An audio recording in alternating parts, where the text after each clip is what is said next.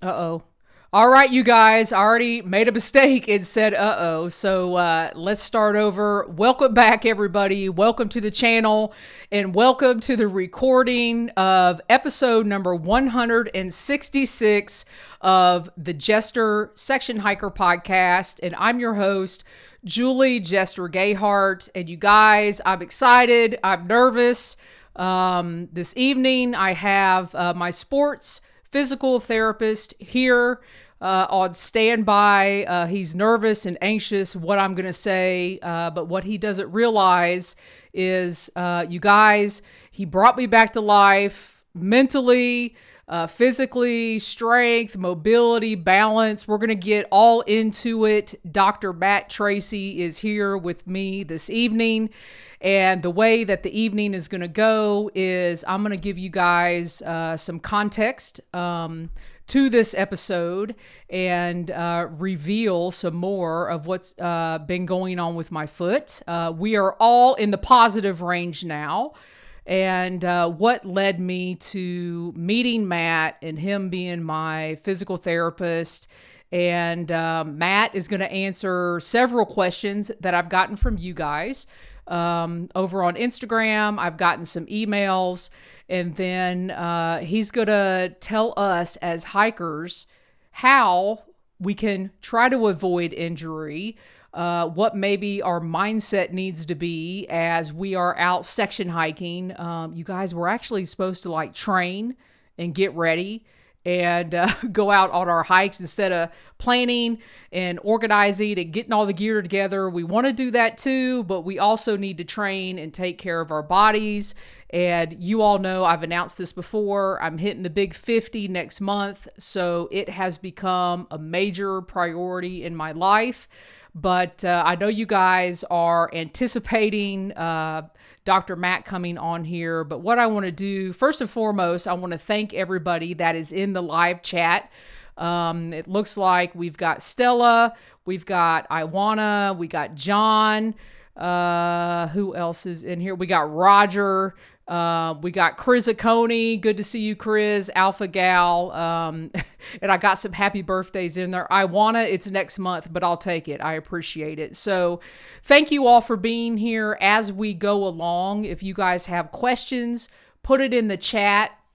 But I want to go ahead and start giving you that context I was telling you guys about. And as I was loading these pictures, it almost traumatizes me, and I'm being very serious when I say that. So you guys have heard me talk on here before multiple times that I have had foot surgery. I've been going to physical therapy, but that story started back in October of 21.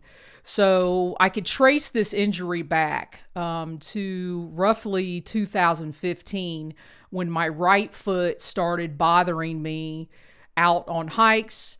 It would come and go, the pain would go away, and I found out that I was having issues with my peroneal tendon.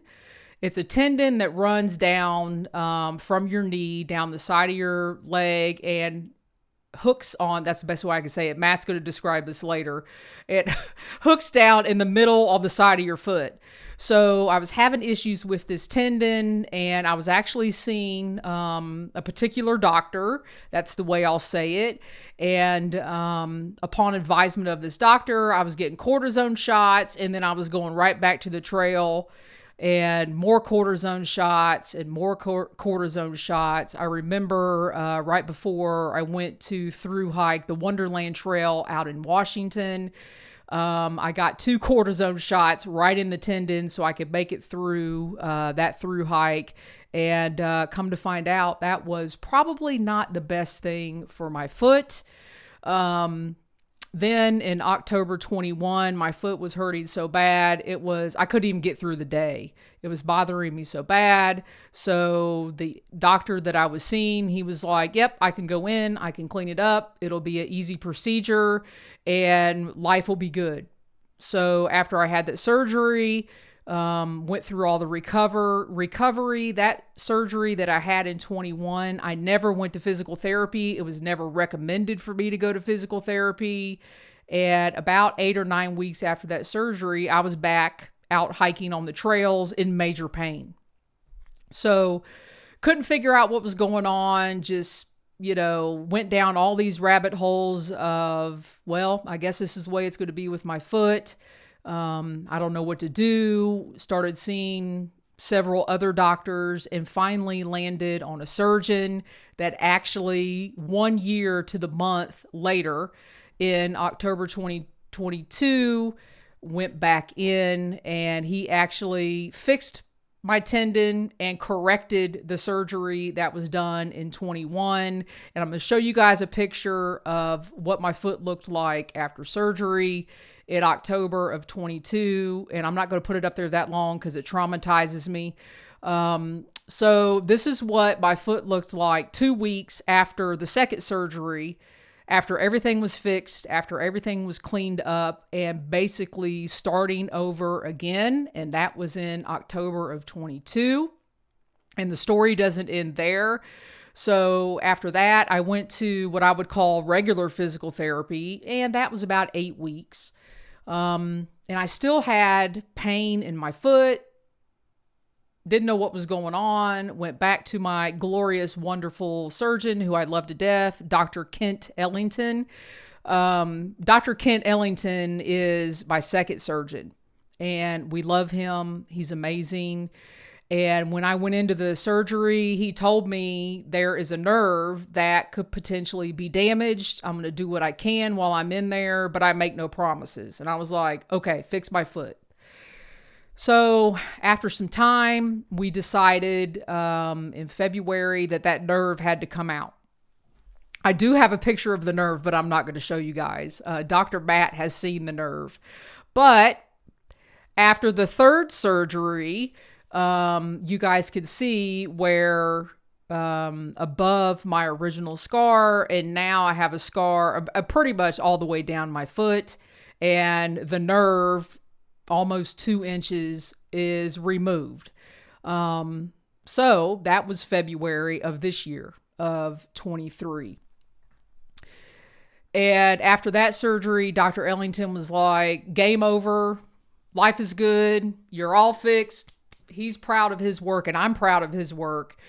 But I no longer had any strength in my foot, like whatsoever. And February goes by, March goes by, and April, I go back to Dr. Ellington. Remember, Dr. Ellington is the wonderful surgeon, who I love to death. And every time I see him, I cry because, you guys, he absolutely brought me back to life. I mean, mental health wise, I was in the lowest place I had ever been in my life. And I went back and I said, listen, you have got to send me somewhere. I have no strength in my foot.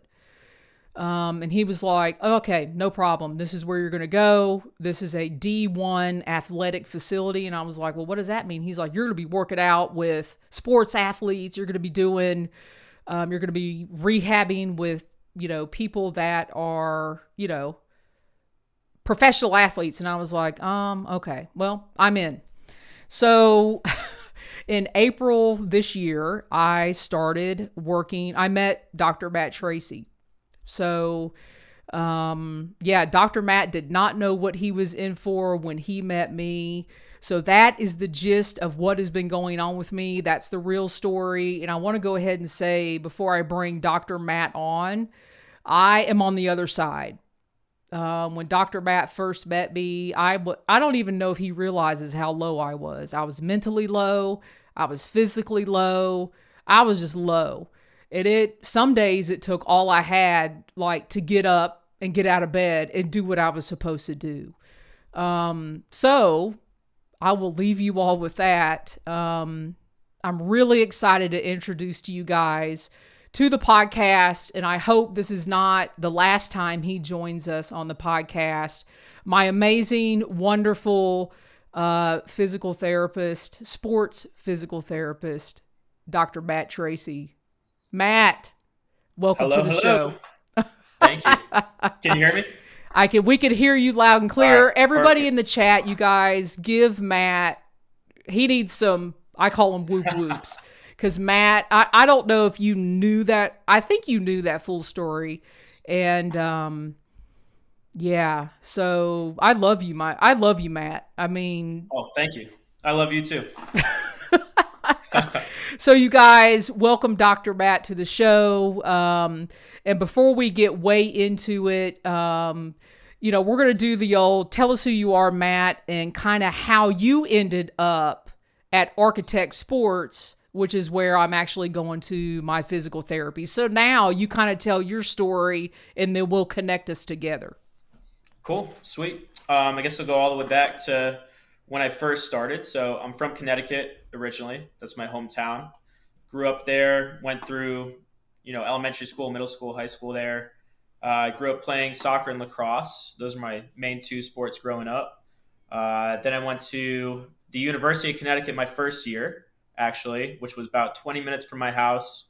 Turned out too big of a college, too many people, too close to home.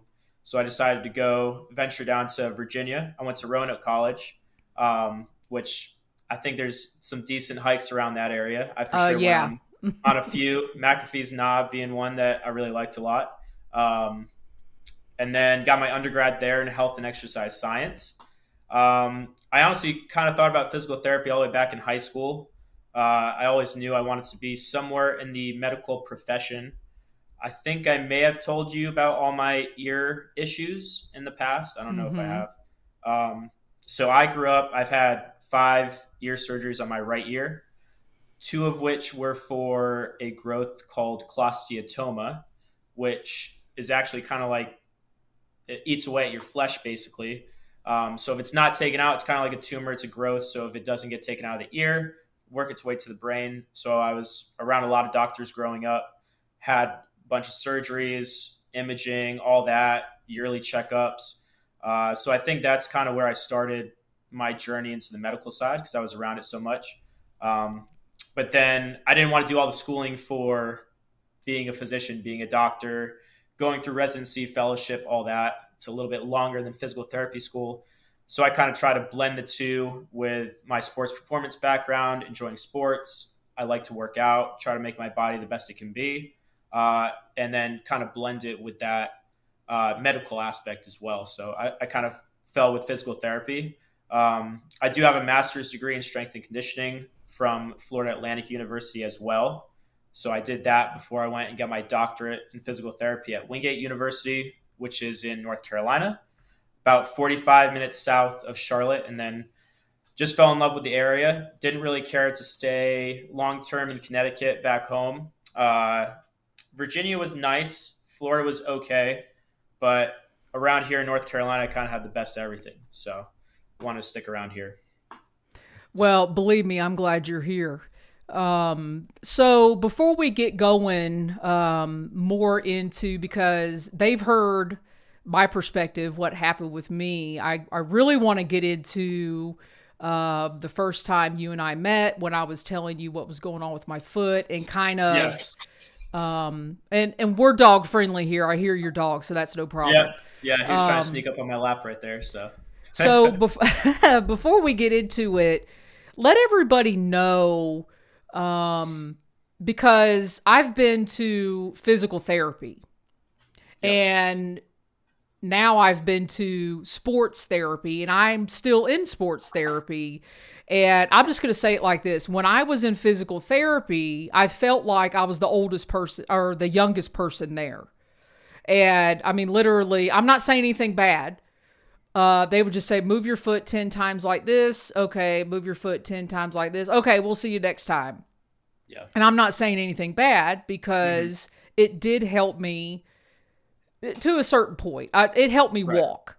I mean, because I could barely walk, but now that I'm at sports therapy at Architect Sports, I'm like the grandma there. I'm like the oldest one, but it's like the coolest place because everybody there has an objective. They want to get better. They want to get back to sport. So tell us the difference between a physical therapist and a sports physical therapist. Yeah, for sure. So physical therapy, you kind of graduate as a generalist, as a doctor of physical therapy when you graduate. Okay. There's multiple experiences among people before physical therapy school, which is only a 3-year program. You have to go to undergrad, get a bachelor's degree in that, but not all of them who get their doctor in physical therapy have background experience in sports. Okay. So I think for one thing, you should try to find someone with some type of background in honestly just participating in some type of physical activity first off. Um, because I feel like if someone is trying to show you the ropes of how to do things, but they're not kind of also actively participating in that activity, it's kind of hard to get buy-in and trust in them. Not saying that you need to have a six pack, because I honestly don't. I don't have a six pack, but Okay, I'm someone nowhere who, I'm nowhere near a six pack, so that's yeah, okay. yeah. So you don't need a physical therapist with a six pack, right? But you do need someone who has a background in strength and conditioning, knows how to apply those type of principles, and then also got their physical therapy degree so they understand how the rehab component fits in with that and how they can intermingle, right? My biggest thing is I have a sports performance background. I'm a certified strength and conditioning specialist, which is a whole certification that you have to study for. It's like a 600-page book, multiple chapters. It goes into bioenergetics, metabolic stuff, bone stuff, anatomy, physiology, all that. But it also goes into this is how many sets and reps you should do to achieve strength or power or endurance, what endurance and duration, intensity, all that you should do in order to make good physiological change within the body. A physical therapy school doesn't really teach you too much of that. It will teach you, okay, you're lacking a certain degrees of range of motion, right? So if your ankle can go X amount of degrees one way versus the other, okay, we found a deficit, okay, which is what I've done with you in the past, right? We check your ankle motion. It's lacking. We try to get it better, which it has been getting better. But just because you have that range of motion doesn't mean you can utilize it, right? And just Yeah. because you can do, a few calf raises maybe, or a single calf raise, doesn't mean you're ready to go on a hike. You might be able to walk around the streets fine. That's great. Maybe go to the grocery store, get your groceries. And those are activities of daily living that you can do, right? Normal activities, but hiking, going for miles and miles is a different tax on the body than just, hey, let's go to the grocery store, get groceries, go back home. Let's drive to work. Let's go to school, things like that, and then go home.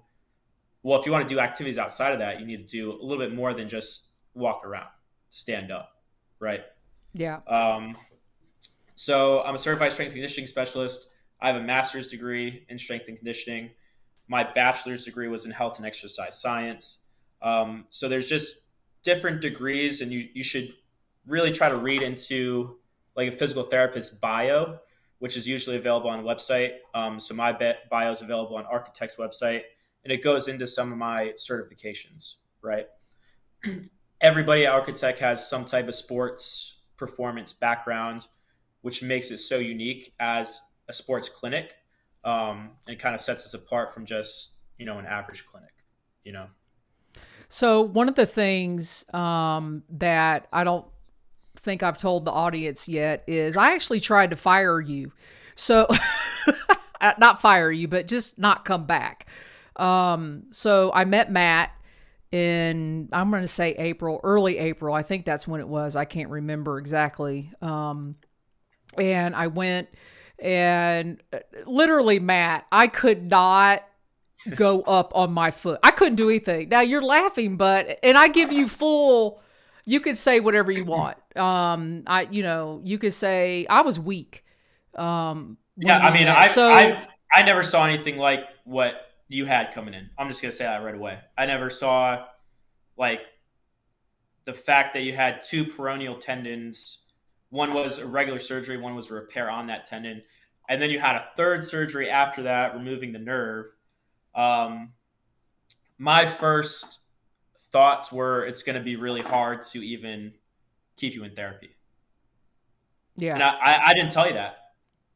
I haven't told you that yet. No, you But haven't. You did tell me though. You told me, and I think this is when I tried to quit. Honestly, you said this is going to take a long time. Yeah. Well, that's why I thought maybe she's just gonna get up and leave and not come back. You know, and you never know someone who's had multiple surgeries. Are they just looking for the quick fix? You know. So I've told you people need surgery, no doubt about it.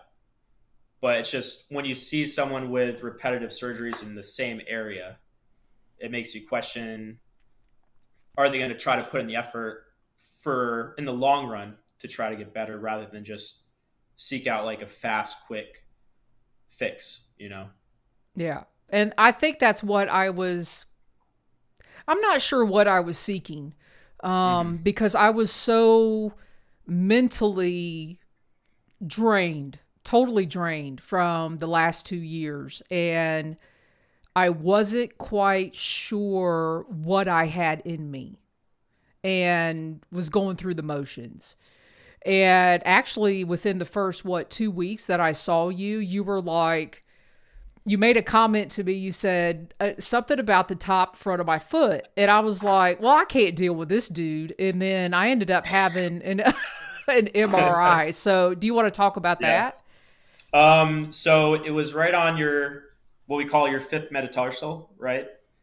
Which was where the peroneal tendon inserts. But the fifth metatarsal also is a common place, what we call a Jones fracture, or like a common stress fracture to the fifth metatarsal, which is that middle foot bone on the outside of the foot. And you were just tender right on top of that bone. And the fact that it wasn't changing over the course of like a 2 week span, because I think we saw each other for 2 weeks. Yeah. And typically, my rule of thumb is if I'm seeing someone like 2 to 3 times a week for 2 weeks, and they haven't shown really any improvement at all, and they're still super tender to a bony area, I typically recommend getting an image. That's my typical rule of thumb. Because you'll typically see if it is a pure, like soft tissue, muscle, or tendon injury, and I'm doing everything I think I can do as a therapist, it should be getting better. Does that make sense? Yeah. So I think what happened with me, again, I'm going to go back to the mental, is I think when you told me that, I got really scared and I was like, I cannot deal with it. I just don't think I could deal with another thing. Mm-hmm. And that bothered me, that I Yeah. thought I just can't deal with another thing. But I did. I went back, got an MRI. It was clean. It was totally clean, you guys. Like nothing ever happened to my foot. It was like my tendons they're perfect. And even Dr. Ellington was like, yeah, they look pretty good. And I was like, you're proud of your work. So I think that's the time I was like, I can't go back to Matt. And I think I called and one of the other therapists there answered the phone and I said, I'm just not going to be able to make it. And she was like, well, why? And I wanted to say, well, I don't know. I just not coming. I'm not coming. And I made up something. I don't even know what I told her. It was a lie. Whatever it was not the truth. And I thought that was going to be it. I was like, okay, I've cleaned that off. I was just trying to clean off things, like just get things off my plate. And you guys, it was like, I don't know, it was a day or two later. It wasn't right away. And you texted me and you said, are you coming back? And I was like, man, who is this dude? Like, he will not leave. What's up with this? And then I was like, he's texting me. I've never seen that before or heard of that. So why did you text me? Why didn't you just let Honestly, me go? because I knew you needed therapy, right? So I Yeah. knew based off of what I saw and what you wanted to get back to, the best thing for you was to get in to see me so we could work on the deficits that you had, right? So strength, range of motion, balance, all of that you need to work on. So my biggest thing is, and I knew that you probably didn't want to come back based off of like what was going on. And you can kind of tell when someone like cancels and doesn't like say, oh, like when can I get back in? That they don't care too much about getting in at that time. So my biggest goal is to understand, if I can, what can I do to help you, right? So there's people who I reach out to, they get back to me, they still won't come in and see me, but I will send over exercises to them so they continue to do them at home, right? Because Yeah. that's my biggest goal at the end of the day. I chose a profession that I want to try to help people get back to what they love to do, because at the end of the day, if you're not doing what you love to do, it's not a life worth living, right? Right. So that's my biggest goal, right? So any way I could help you out, even if it was like, do you need to see another doctor? Do you need to get in and see this person? Like, obviously you love Dr. Ellington. I don't think you voiced how much you loved him at the get-go. Maybe you did. I just forgot. But like, my goal is just to help you out any way I can, Yeah. even if it's not getting you in the door, Yeah. right? Well, when I So first came in there, I didn't want to dump everything on you, like, but that's what you're supposed to do. So, you reached back out to me, and I was like, there's something I don't like, but there's something there. And what I didn't like was me. I didn't like me. I didn't like that I wasn't able to just exercise in general. I had already come to the conclusion that I was like a YouTube hiker. Like, I was like, I guess I'm just one of these that got all my hiking over with, and now I'm just gonna, follow people on YouTube, which is not the good mental attitude to have. So I came back, you did. and I remember very vividly. I don't know if it was the first, and I was going 3 days a week when I came back. And I Yeah. remember you sat down with me. I don't know what I was doing, probably out of breath and sweating to death. Uh, and you sat down with me and you looked at me again. You said, this is going to take a long time. And it took all I had not to to start crying. And I don't know what I said, but inside I was like, yeah, I think I know. I think I figured this out. I think I figured Yeah. this out. And we never talked about that again. I just kept coming. So Yep. what was your perspective? You remember that, sitting down and say, this is Yep. going to take a long I time? think I told you that multiple times. Yeah. Yeah. I told you that a lot. Yeah. Well, probably almost every session for the first couple weeks. Yeah. Just to kind of remind you and set the expectation. So now that, okay, so obviously I'm going back, and a switch went off, and I started getting better. And it killed me. I mean, it killed me to just hang on to the wall and go up and down one time. So, so in the chat, people want to know if I was a good patient or if I am a good patient. So walk people through kind of your process with not only me, but kind of analyzing patients and right away what you get them doing, because you guys at Yeah. this place. Now, the other physical therapy place, I was like, oh, I'm hurting. I don't think I could do it. Not this place. Matt and the other physical therapists there are like, nope, you can do more than you think you can. Do it. Yeah. So walk everybody through, like, I guess my treatment process, if that's what you want to call it. What you've been having me do and what's happening. Yeah, for sure. So initial evaluation, always check, the basic stuff. Make sure range of motion is good. Okay. Does every joint move the way it's supposed to move? For you, ankle definitely wasn't moving like it was supposed to do, right? Which you kind of already knew. I And think. you told me my calf was half the size of my other one, so I was like, well, whatever. Yep. There's one that was much smaller, and it was the one that you had hurt. And from there, it's just you need to work on strength, you need to work on mobility. I got you up. We walked. We did a little walking assessment as well. I showed you where your feet were caving in, right? So you're going flat-footed when you walk, which again puts a lot of stress on all the toes, the ankle, and it goes all the way up the chain, right?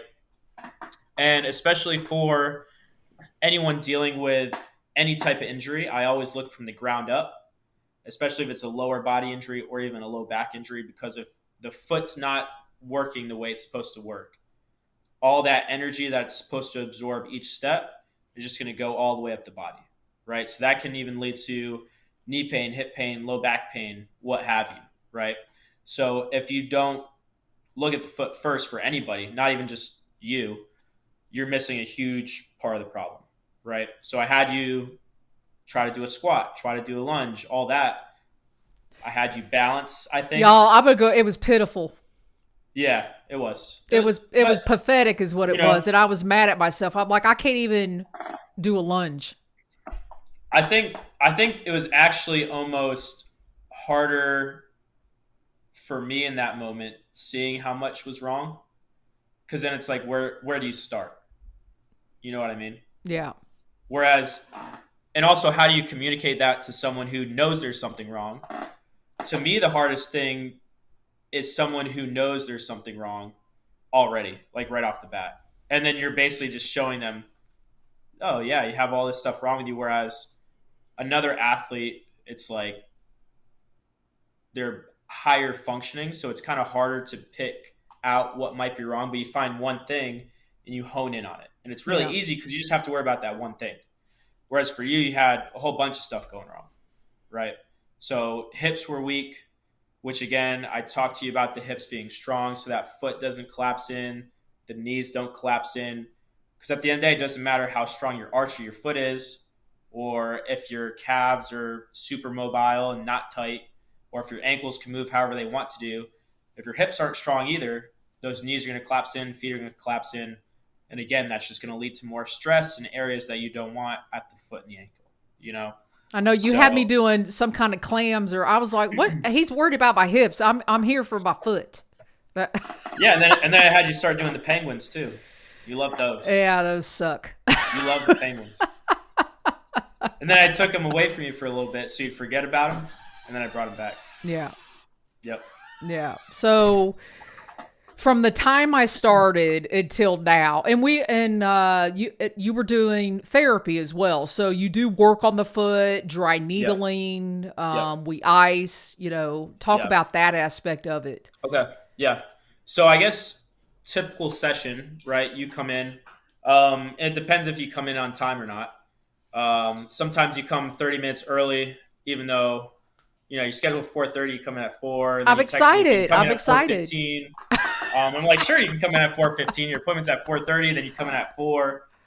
And then I'm Oh, like, "You're at 4:30?" And you're like, "No, I'm at 4." But as long as everything goes well and yeah. you're not coming in when you're not supposed to come in, I sit you down. We usually do, and I didn't do this as much at first, which I didn't address the decrease in skin mobility as much and the scar tissue as much around your scar. I didn't do that as much at first. I don't know if you remember that. Oh, I remember. And I remember specifically you and Dr. Ellington said that my skin was like an alligator skin or like snake skin or I don't know what reptile. My foot It looked was like a reptile. something I've seen before, but it wasn't outside of a zoo. Let's just say that. Listen, It was definitely inside a zoo, I thought. you But guys in outside the of a zoo, chat, I've never seen skin like that. that is mean. Matt is mean. Um, but yeah, usually so scraping is something that we utilize as a tool, which is that metal tool. Almost looks like a butter knife. We use cocoa butter, and I'm literally scraping the scar tissue around the skin, around the scar, to get the skin to move better, right? Because you have a skin layer, then you have a fascial layer, which is between the skin and the muscle, and then you have your muscle layer. Okay. So if one thing isn't mobile enough, the other one is also going to be restricted. Okay. So sometimes someone's muscle length can be fine, their fascia could be fine, but their skin can be so tight due to having such a big scar, like you did, and you had multiple surgeries. So you're cut open multiple times, and that's just going to lead to even more scar tissue buildup. I think after probably the first month of limited progress, I started working a lot more on the skin and mobilizing that skin a lot more. And that's where we started seeing the most results, in my opinion. Yeah. So on top of that, I'll scrape through peroneal sometime as well, especially since you did have a peroneal tendon repair. The dry needling, I utilize at time if it's super, super stiff.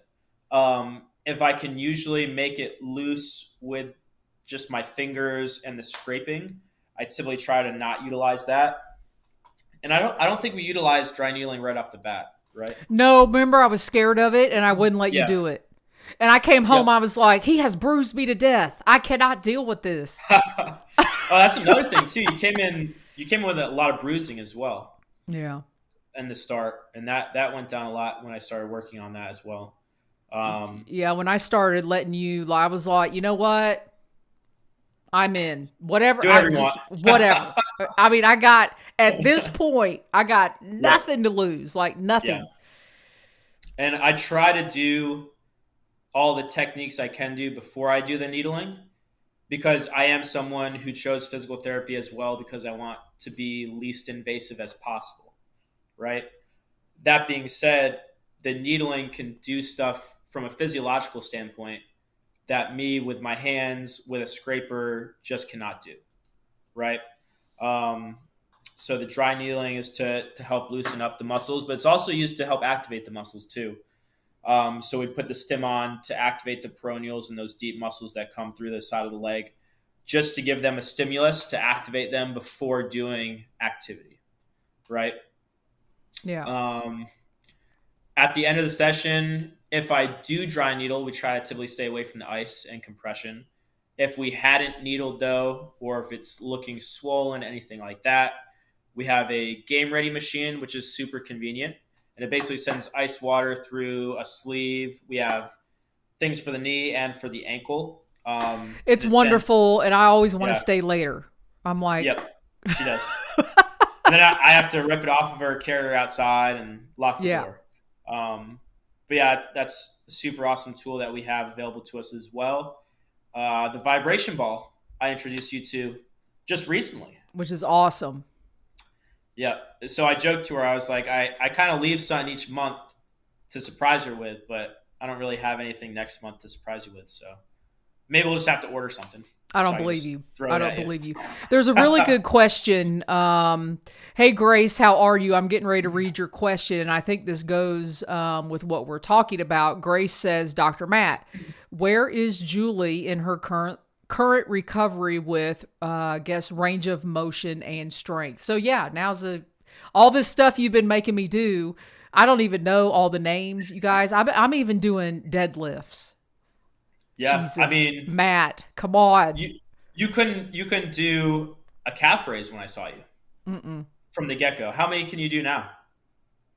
I don't know. I mean, I could probably do, I don't know, 20, 30. Yeah. So And I remember we had you yeah, doing like 3 sets of 15 to 20. yeah, Um, and that's kind of where yeah, I could kind do of, more than that. So I could do I, three. I kind of graduated you from calf raises because you were doing so well with them. Right. Yeah. And I'm Um, telling you right now, you guys, I'm really not kidding. We had to do something. It was very simple. Go up and then come down on my right foot. And I mean, I almost cried every time. Not because my foot was in pain. It was just so weak. I just can't even it was weakness. I never had like pain. It was just straight up yep. just weakness, really. Well, I told you that muscle was small. Like you could look side to side, and the leg that you had the injury on and all the multiple surgeries on, like there is severe atrophy to that muscle. Like you could see the weakness just looking side to side. So Now yeah, I so have the you. question, yeah, the range of motion, like currently with range of motion and strength. So I think range of motion, dorsiflexion was the biggest thing we were trying to improve upon because you had, I forget what you had first coming in, but it was around like It was an 8. 3 or 4 degrees. Yeah. I think that was when you came back after the 4 weeks. I think when I first saw you, it was like 3 or 4 degrees. Yeah, it was so low. I was like, I don't even believe it. He don't know how to read that thing. And then the goal is 20 degrees. So 0 to 20 degrees, you want 20 degrees, right? Zero is the foot's neutral. And dorsiflexion would be if like the foot's going back towards your shin, like that motion.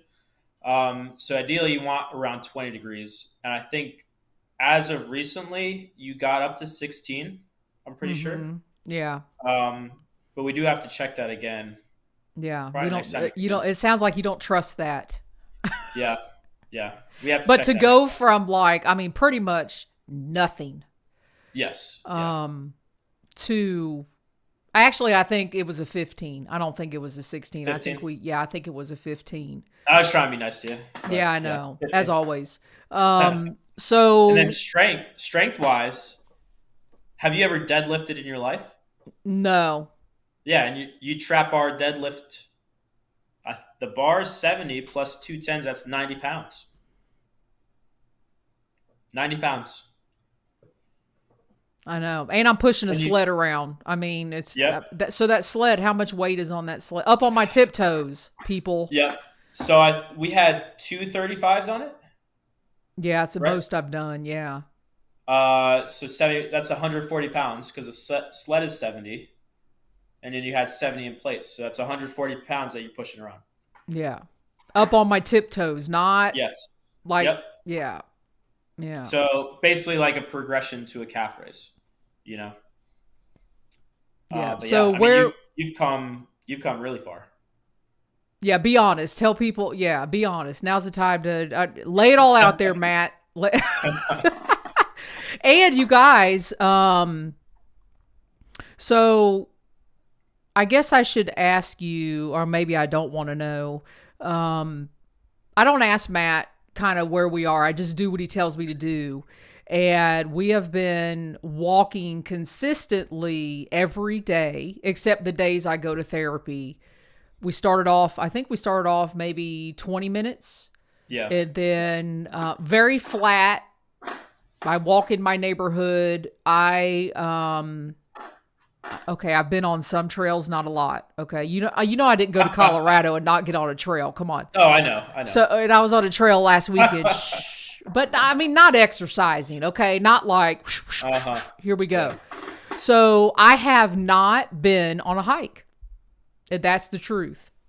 On what I would call a legitimate hike, because I do not want to mess up any of this. I am not going through this again. Like zero, not happening. I will do whatever it takes from now for the rest of my life to maintain strength, mobility, everything you're doing for me. So where do you think we are right now, like present time?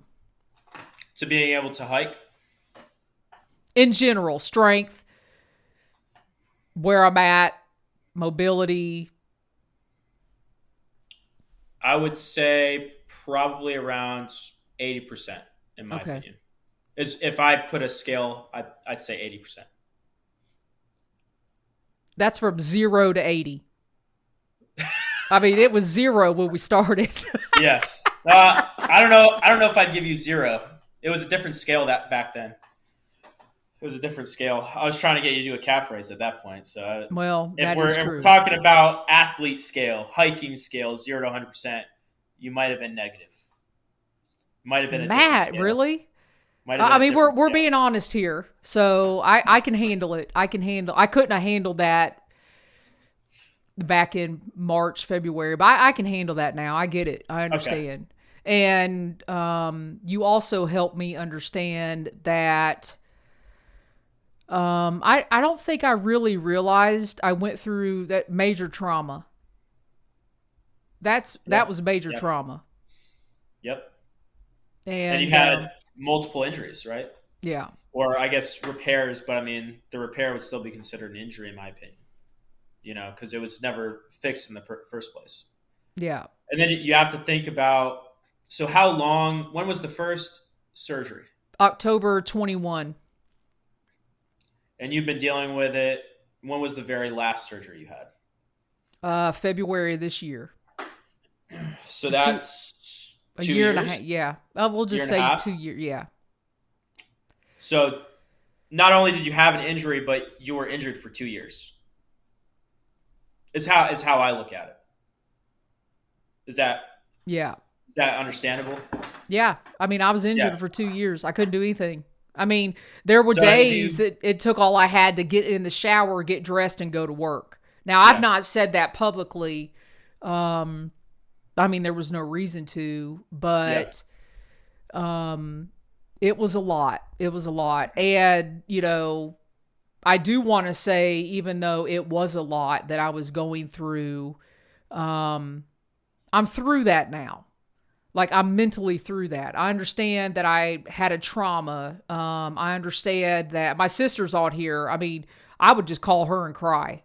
I mean, just flat out, like, I mean, I would call her and there would be no words coming out. Like, she just automatically knew I was crying. Like, and this was before, this is probably March, when I was like, oh my gosh, okay, so I've been through 2 more surgeries. I'm just weak. I've just turned into this piece of weakness, and that's not me. That wasn't me at all. So I had to accept that, I think, to move forward. And you've helped me do that. Yeah. Like 100%. I don't know if you realize that. And we can hug and cry it out on Thursday when I come back. But going to see you, getting stronger, getting that strength, and you've never told me you think I'm at 80%. I can accept that. I could accept the fact that I've got 20% more to go. And Matt and I have a thing. When he says the word trail, that means I could go back to the trail. And Matt has not said trail yet. So yeah. We're working on it, and we're working through it. And Grace, I will add in one thing. Just because you go on your first hike doesn't mean you're done with therapy either. Does that make sense? oh no, I understand that too. Okay. Um, Okay.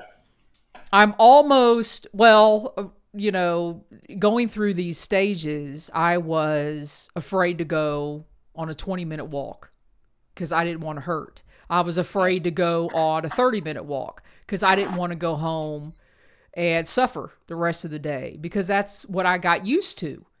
I got used to, if I went out and walked or did anything, grocery store, if, well, go through the grocery store, go through wherever, go out to eat. I knew I was going to come home and suffer. And I just got to the point where I don't want to do anything because I'm done suffering. I've done enough. In my mind, I had made it up. I've done enough. I'm done suffering. And it's been the weakness, and I had to accept that. And I accept the 80%. I'm good. I'm coming back. I'll be there Thursday. There you go. So we have a lot of comments in the chat. So Grace says, Yeah. all things considered, you've come a long way. Yes. And I do have a very, very strong support system, and I'm very thankful and grateful for that. You never did answer if I was a good patient. Honestly, yes, you were 100%. Or yes, I am. Am You I? I are. should say, You am I a have. good patient? You have. Honestly, you have been, and you still are. Yes, 100%. Excellent. Yep. Excellent. Okay, so this is my sister. She says the short story is that the right people are out there. If it doesn't feel right, it's not. Trust your gut and keep it going until you find the right fit. That's 100%. Yep. And you want to be able to trust your doctor, but if you have any inkling, anything, it's not right. Yep.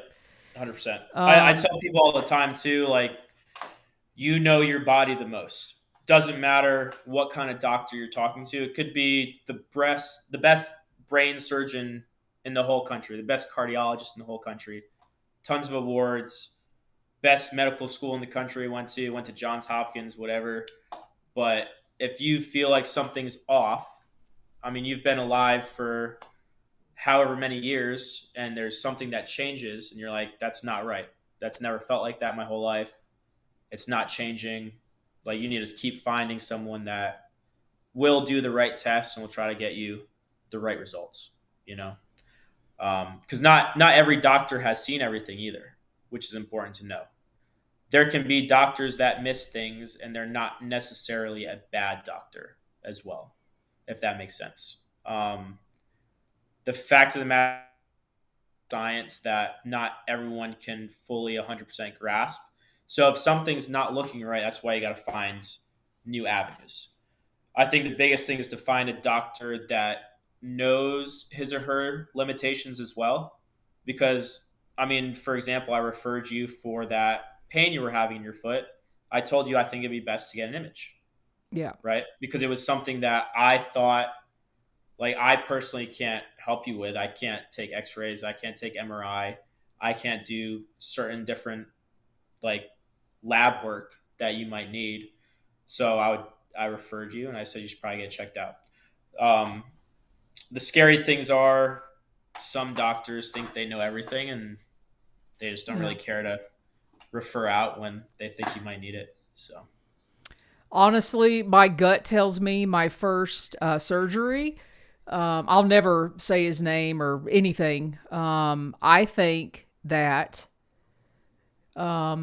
he got in there and he was out of his wheelhouse and should have closed me back up, woke me up, and said, I'm going to refer you now." yeah, Yeah. So, and it's a unfortunate situation, because when you go into surgery, it's scary anyway, and you don't want to wake up and, have the doctor say, "Oh, it was great. I got in there and fixed everything." And you'll be walking in like 4 weeks. And that's what I thought. And here we are. So I do want to say that there were very, very, very dark moments, and I'm out of that. I'm out of that. And I'm proud of myself for getting out of that, because you can ask my sister. She was like, "Girl, you got to get out of this."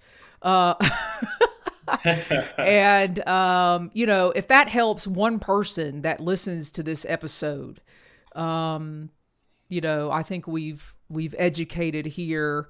And, we've got questions, and we've almost talked an hour, Matt. So, I know. Yeah, what we should do is maybe answer a couple questions, and then I think you should come back on. yeah, Yeah, that'd be awesome. I think you should Yeah, come back on next month, and we'll have a Ask Dr. Matt. All right, yeah. somebody in the chat, should we have Matt on next month? Put yes or no. So we do have something, because there's two questions that I want you to address. The number one thing is, and I'll throw up Jennifer's question here. The number one question that we got was about plantar fasciitis. Mm-hmm. The second question was about an IT band. And Jennifer, we'll address this first. Jennifer wants to know, hey, Jennifer, I'm glad you're in the chat. Have you had patients with chronic IT band syndrome that doesn't seem to get better with therapy? So I personally have never seen anybody with IT band syndrome that didn't respond well to therapy. Um, and I talked to you about the questions, and it's hard without understanding like the whole physical exam that you went through, to know how you were diagnosed, why you were diagnosed with IT band syndrome. Thanks for putting the picture up. Yeah. But so there's a few things to consider. Tensor fascia latte. Latte? I still don't know how you pronounce it. I always call it latte, but it just sounds like it shouldn't be a I say muscle. latte. Yeah, that Yeah. sounds good. TFL for short is what I typically say. That way I don't sound stupid if it's not latte.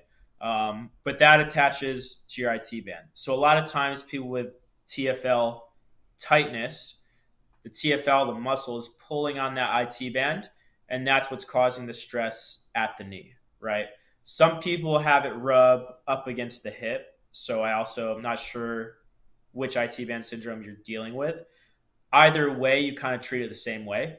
You also have the glutes, the glute medius maximus, that also attach with their tendons to parts of the IT band. So that can pull on the IT band. That tension on that IT band over time can cause that pain. Okay. IT band syndrome is an irritation of the IT band, which is kind of like a tendon, kind of like a ligament, kind of acts like both, more so a tendon than anything. And it just becomes inflamed when it rubs uh, like up along the bone, because those muscles are so tight, and it's basically just rubbing over time. So it can be very tricky if it is chronic to get it to settle down if you don't either release the TFL, release the glutes properly with soft tissue, really digging in there. Dry needling has been shown to be pretty effective for releasing those muscles as well. in addition to some scraping to that area where you might have the tendonitis of that IT band, and then also strengthening, right? So you have to look at what is my glute strength like, right? So glutes can be tight, but they can also be weak. If they are weak, our knees can be caving in while we're walking. We call that valgus at the knee joint. So if that's happening repetitively, it doesn't matter how loose our TFL is, how loose our glutes are. If our knee is constantly caving in because our glutes aren't strong enough to rotate it out while we're walking, each step it's going to irritate it and it's just not going to go away. Okay, so the mechanics of it, the strength of the hip, looking at your foot, your ankle, like that. Like I said earlier, you're missing a part of the puzzle if you're not looking at the foot. Okay, um, and that's another thing that as sports physical therapists we pride ourselves on as well, is looking at, okay, I know it's hip to knee is where the issue is, but what's happening at the foot, what's happening at the core muscles, things like that, right? Um, so I just all put up a those picture of things. a foot to make it look better. So, Perfect. Good. That's awesome. not my foot. I'm never showing that again. So when I talk about the foot caving in, it's like that medial arch where was in the picture, but then she took it down. There you go. Nope, we're back. Yeah. So that little arch right there that you I'm can going to see. move it Some so we people can see it. have posterior tibialis muscles that are weak, and that can also lead to foot drop. Some people just have more of a flat foot than others, and some people aren't really able to strengthen that muscle like they should. So insoles can sometimes help prevent that collapse. Some medial arch support there helps prevent that collapse, and that can help long term. Um, and that kind of segues into plantar fasciitis too. I Yeah. don't know if she had any other questions about IT band syndrome, and I know that was kind of all That over was the one place. of them. That was multiple, like, Yeah, all right, Jennifer, you're going to have to let us know. I mean, the yeah, bottom line is from someone that's received several months of sports therapy, what I've learned, everything is about strength. Everything.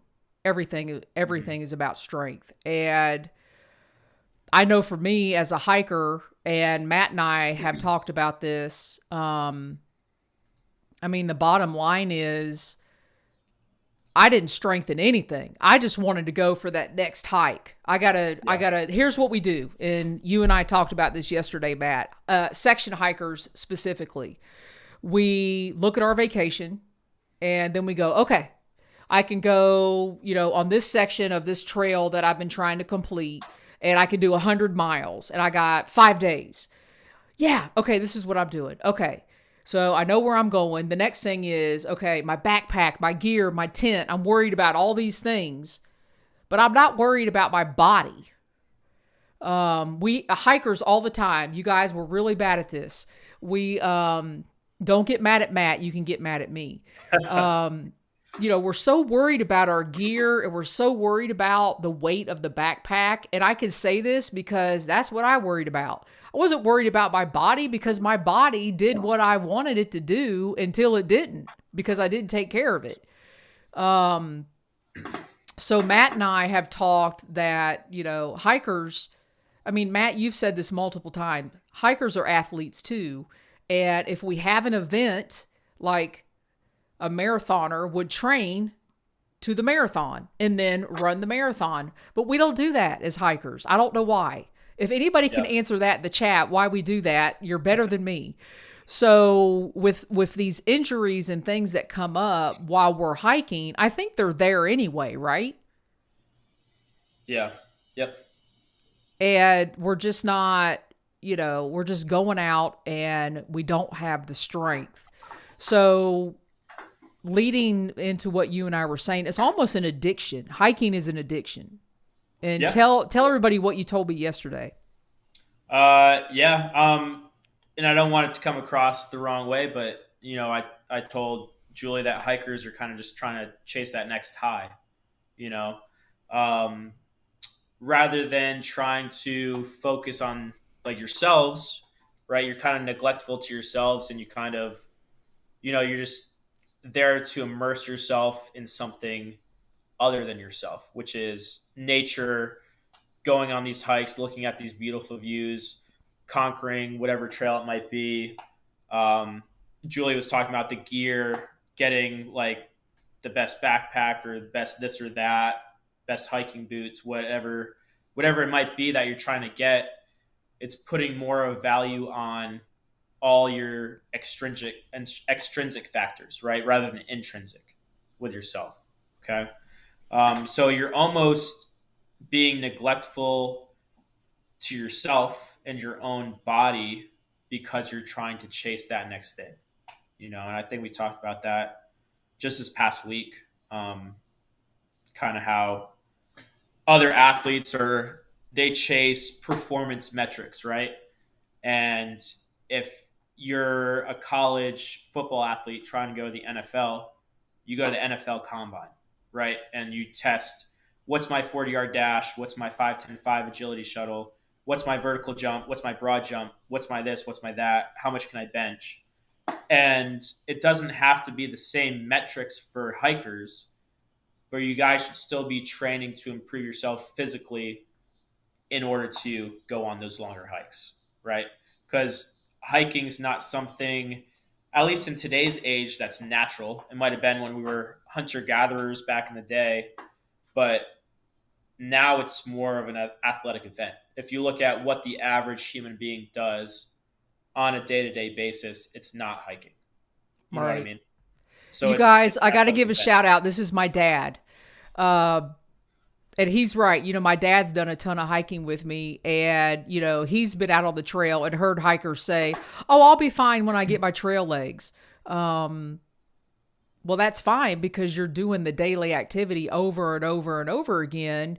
But one of the questions we had was actually from a thru hiker. I'm going to throw this up. And Matt, I told you about this yesterday. This gentleman completed his thru hike in July, and his left heel still hurts when he walks barefoot. Matt and I were like, man, I'm telling you, everything hurts when I get done with a hike. Feet could not handle a recent hike of 8 miles. And then this hiker decided they were going to take 60 days off. Ask Dr. Matt if this is normal. And my response to this is going out and hiking, and I've had to realize this myself, for 4, 5, 6 months is not normal. That's not normal. There's a small percentage of, you take everybody in the world that actually does what we do, and it's not normal to put a backpack on and go hike. I mean, to Matt, he thinks we're nuts. But, what we can do is take care of our bodies, which I'm learning. I'm learning every single day. The more strength I have, the more I will be able to do. And that's the way I look at it. But it's taken me a long time. You guys, when I was in the bed, I mean, there will be days I was in the bed and I was looking at Facebook or Instagram or on YouTube, and I was watching everybody go out and hike, and I hated everything. I was like, why are they able to do that? And I can't do that. What did I do, to get me in this situation? And you guys, it was me. It was me. I have no one to blame but me, because I went out and hiked when I was hurting. I went out and hiked when I said, I'm going to do this no matter what. And I did this to myself over time. Over time, I did this to myself. I don't know where in the world I was going with that. I lost my train of thought. But, the bottom line is that you and I were talking, and we don't look at ourselves as athletes, hikers. Right. And I mean, you talked about just walking, going for hikes and things. If your body was in pain, you're just going to push through it, which a lot of athletes do. But even nowadays, it's becoming a lot more popular, like for NFL, NBA, whatever athletes, to sit out a game if they feel like they need to, in order to be good for the long run, right? Because a lot of athletes now especially for NFL, like they can only last so long. Yeah. Right. And they're in it for their whole career. They're trying to make as much money as possible. So if they are feeling a certain type of way in the middle of the season, They feel like they need to sit out because they want to play 3 more seasons and not risk having such a severe injury. They'll sit out a game or two. Yeah. Could they play through it? Probably. Could they risk, an injury that sets them back and maybe risk them not getting signed to another team? Yes. So from a financial perspective, that's what they're putting on the line. But as hikers, you guys are going to try to be more lifetime athletes, right? You're going to hike for longer than the typical 10-year NFL career, right? Yeah. To put that in perspective, you guys want to hike for 20 plus years, 30 plus years, maybe. So to, feel your body out and figure out what you can or can't do is good. But I'm also not someone who's like, pain's a bad thing. You should never have pain. Because I think I told you some pain is normal, right? Yeah. You're going to have aches and pains. You're going to have soreness. But if it gets to the point where you're hiking and it's like debilitating, and you're like, oh my God, this really hurts. I know I'm not going to be able to like get up and walk the next day, but I'm still going to do this hike anyways. You kind of teeter in the line a little bit, So it's a complicated, it's not like white or black, right? It's a gray area. So there's not a concrete answer onto pushing through X amount of pain. Yeah. Right. But you have to figure out what your body is like and not try to just chase that next high and do whatever you can to try to chase that next high. You need to think about your body and put a lot of effort into, okay, this is what I need for myself right now. Who cares if I can't do this one hike today? Yeah. Yeah. And that's the mindset that, I have going forward. Because I'm looking forward to not working, and I want to hike as much as possible. But if I would have kept going the way I was going, it wasn't going to happen. I was going to be a YouTube hiker. I mean, that was going to be the end of it. We've had a lot of amazing comments in the chat. Endeavor to persevere. Grace says there is a lot to be said for strength training and building up to a section hike or a through hike. Yes, that's going to be my mantra from now on. And she agrees most hikers don't prepare properly due to it's just a hike. And that people have said that twice. Roger says, I think many hikers view hiking as merely a walking through the woods and therefore do not see themselves as athletes who need to train. Yeah, very true. And, our bodies are getting older. Matt laughs all the time. I said, I'm going to be 50. And, but, yeah, you guys, we have gone well over an hour. And Matt, we didn't even scratch the surface of our questions. Yeah, we didn't even talk about plantar fasciitis. No. Okay.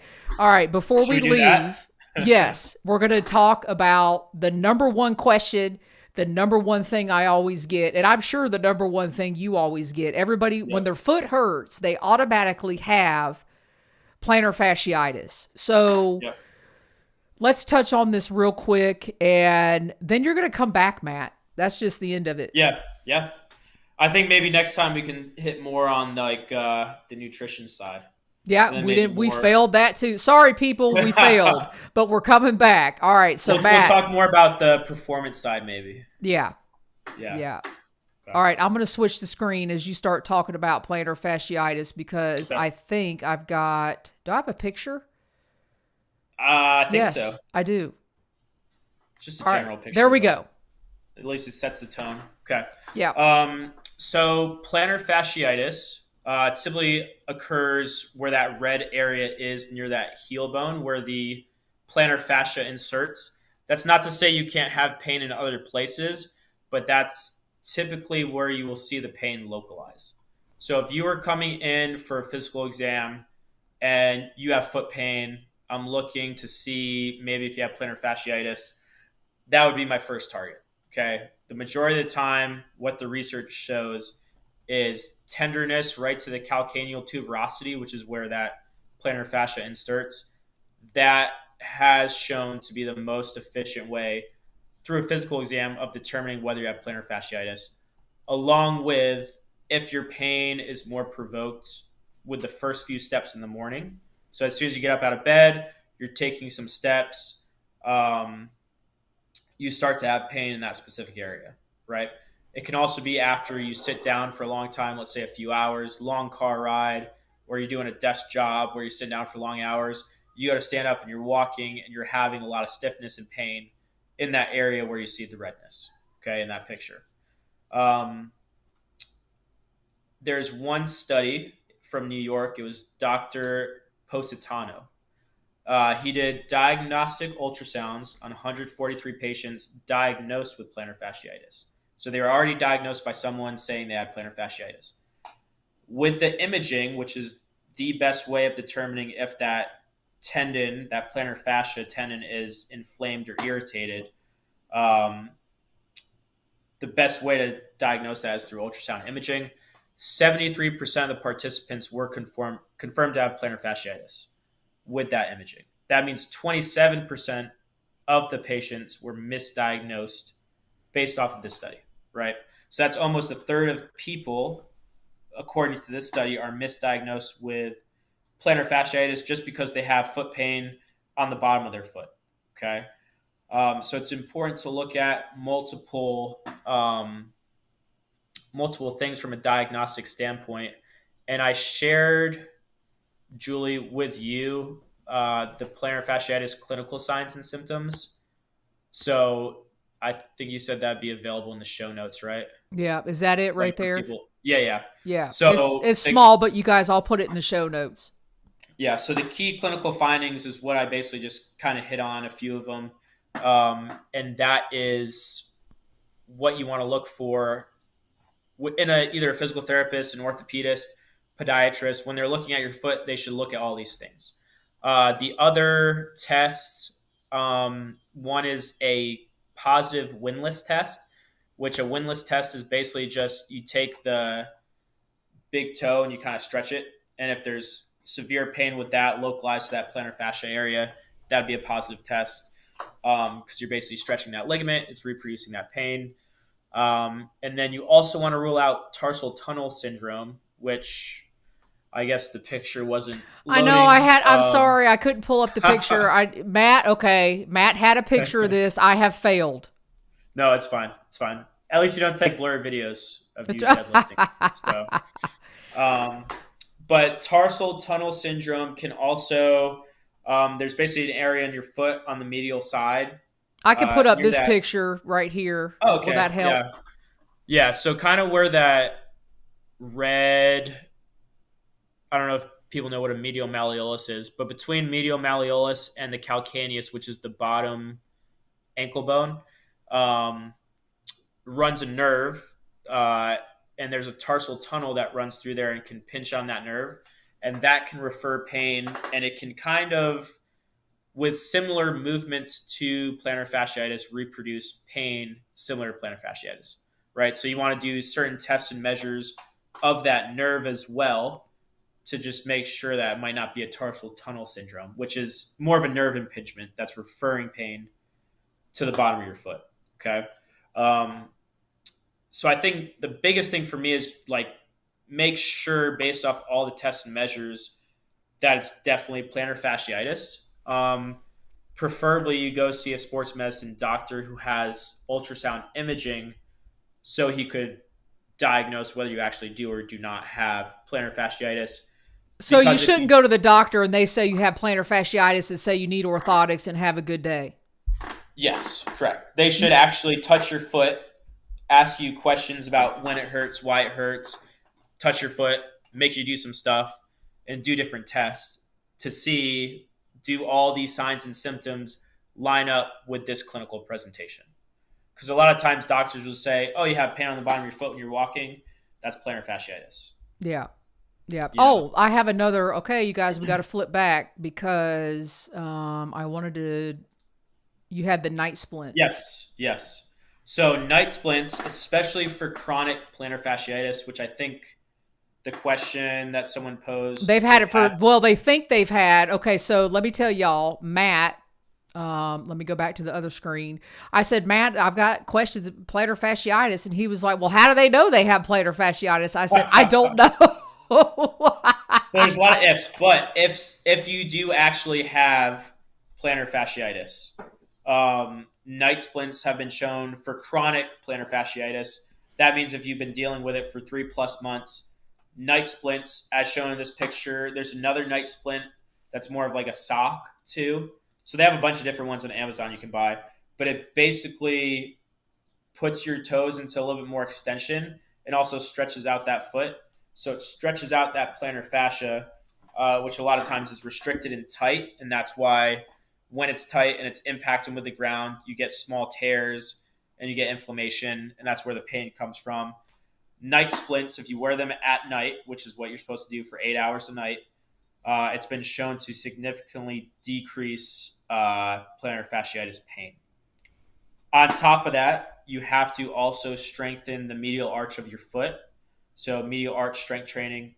You have to make sure your calf is super flexible as well. Try to get up to that 20 degrees of range of motion if you can, like I've been doing with Julie. Making sure that you also look into orthotics if that medial arch is so severely deformed that you can't strengthen it enough. Sometimes you'll need a medial arch support, and that has also shown to be very beneficial in those with plantar fasciitis, along with maybe a heel cup to where that plantar fascia sits on the bottom of the calcaneus if it's more of an impact irritation as well.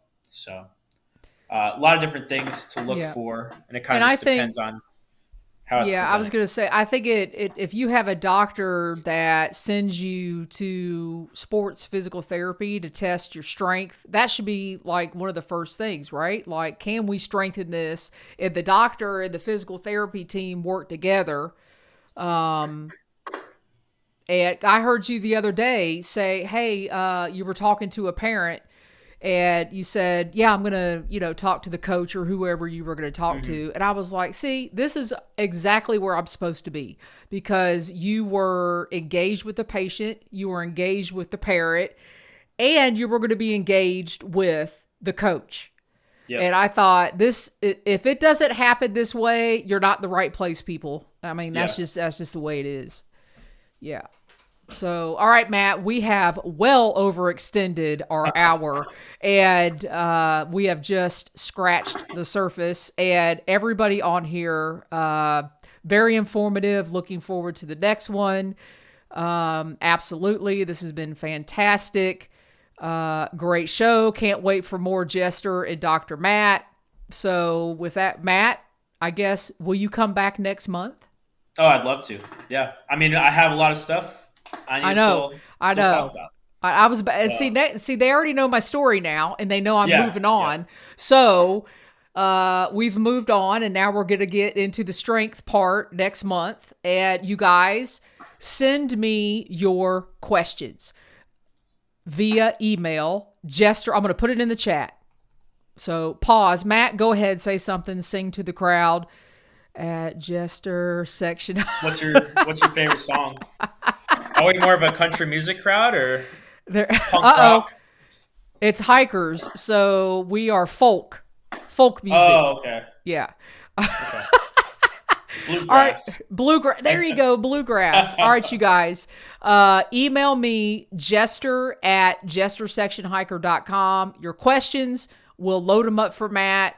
Matt's coming on next month. I don't know when. We'll figure that out. Email me your questions.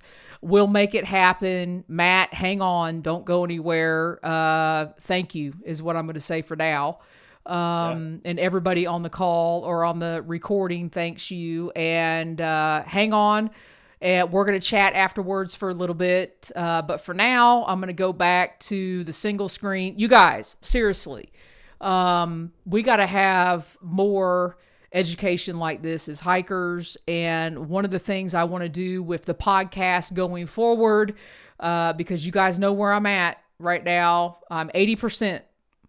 I'm not all the trails yet. And this is where we are. I'm not planning any major hike. I'm working with Matt and we're making it happen. And I've saw a lot of you in the chat that said, you need to go see a physical therapist. You need to go see an orthopedist. Somebody said something about their big toe wasn't moving properly. You guys, get your stuff checked.